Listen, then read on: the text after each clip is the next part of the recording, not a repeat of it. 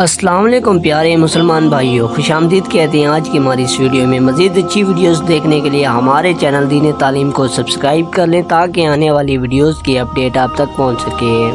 حضرت شیخ احمد بن منصور رحمۃ اللہ علیہ جب فوت ہوئے تو اہل شیراز میں سے کسی نے خواب میں دیکھا کہ وہ شیراز کی جامع مسجد کے محراب میں کھڑے ہیں اور انہوں نے بہترین جنتی لباس زیر تن کیا ہوا ہے اور سر پر موتیوں والا تاج سجا ہوا ہے۔ خواب دیکھنے والے نے عرض کی، حضرت کیا حال ہے؟ فرمایا، اللہ تعالیٰ نے مجھے بشک دیا اور مجھ پر کرم فرمایا اور مجھے تاج پہنا کر جنت میں داخل کیا۔ پوچھا کس سبب سے؟ فرمایا، میں تاجدار مدینہ صلی اللہ علیہ وآلہ وسلم پر کثرت سے درود پاک پڑھا کرتا تھا اور یہی عمل کام آ گیا۔ سبحان اللہ، کیسا ہی پیارا واقعہ ہے۔ اگر آپ کو ہماری ویڈیو اچھی لگے تو ویڈیو کو لائک اور ہمارے چینل دین تعلیم کو سبسکرائب کریں تاکہ آنے والی ویڈیوز کی اپڈیٹ آپ تک بر وقت پہنچ سکے۔ تب تک کے لیے اللہ حافظ۔